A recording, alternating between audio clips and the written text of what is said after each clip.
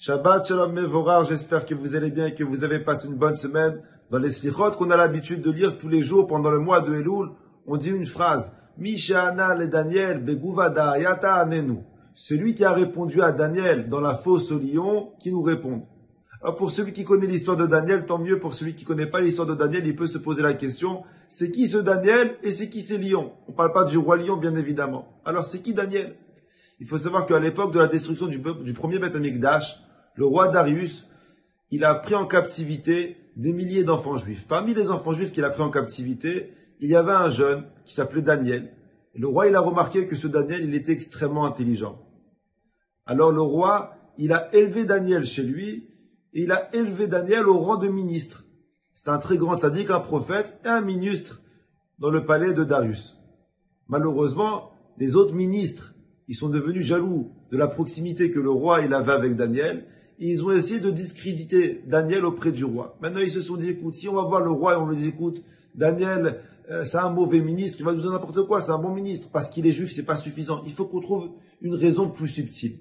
Alors un jour, les ministres, tordus comme ils étaient, ils se sont réunis, ils ont dit au roi Majesté, tu sais, nous sommes un peuple d'idolâtres. Chacun y prie son Dieu. Un y prie le soleil, un y prie la lune. Ça serait bien qu'on regroupe tout le monde et que tout le monde prie seulement un seul Dieu. Le roi Darius, il leur a dit, mais vous rigolez ou quoi? Ça fait des années que chacun il a l'habitude de prier son Dieu. Je peux pas maintenant faire une nouvelle règle et obliger les gens à servir un seul Dieu.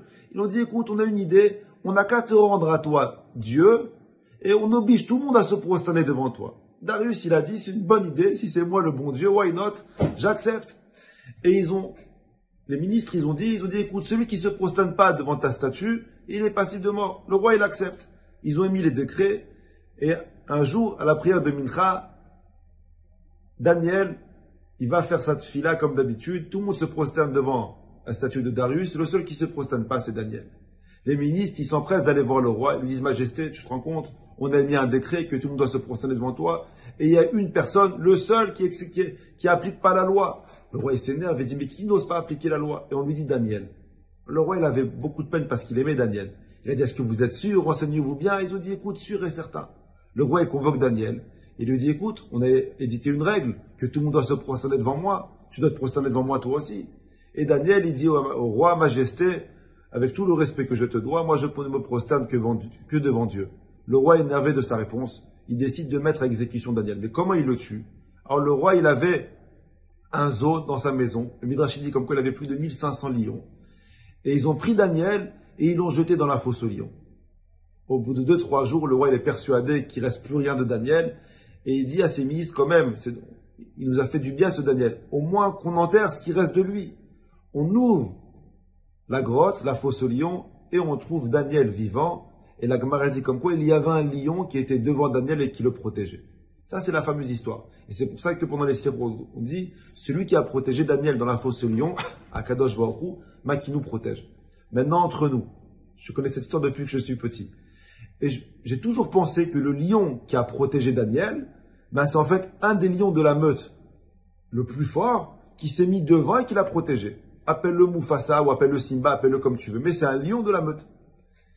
Il y a le Rasag, un très grand tzaddik, un grand Mekoubal. Il donne une très belle réponse. Le Rav dit, le lion qui a protégé Daniel, il ne faisait pas partie du groupe des lions. Il faut savoir que dans le trône céleste, dans le trône de Akadosh Baruch Hu, il y a 4 représentations terrestres. Il y a un homme, la camarade dit comme quoi c'est Yaakov Avinu. Il y a le visage d'un lion, qui est le roi des animaux, le visage d'un aigle, qui est le roi des animaux volants, et le visage d'un bœuf. Et le Rasag dit que Akadosh Baruch Hu, quand il a vu Daniel, qui ne s'est pas prosterné, il a dit, lui, je suis obligé de l'aider. Je vais le protéger. Et il a envoyé le lion qui se trouvait dans le Kissa Kavod pour protéger Daniel. C'est ce qu'on dit. Misha'ana et Daniel, celui qui a répondu à Daniel, qui nous répond à nous aussi. Regardez le nes que Akadosh Baruch Hu il a fait. Maintenant, tu pourrais penser que ce lion, il a apparu une seule fois dans l'histoire. Vient le Rasag dire une explication magnifique. Le Rasag dit, il faut savoir comme quoi ce lion, il apparaît tous les ans, pendant le mois de Elul. Le mois de Elul, il y a un passouk qui est rapporté dans Mishlei qui dit, Aryeh Sha'ag Miloïra. Quand le lion, il rugit, qui n'a pas peur? Aryeh, c'est les initiales du mot Elul, Rosh Hashanah, Yom Kippour et Hoshana Rabbah. Pendant toute la période de Elul, ce lion qui est censé être au ciel protégé à Israël, il descend sur terre et il rugit pour nous réveiller afin de faire Teshuvah. C'est le mois de la Teshuvah, le mois de la pénitence. Rabotai, écoutez ce lion qui vous supplie de faire Teshuvah. Bracha v'atzlacha à vous et toute votre famille. À la semaine prochaine.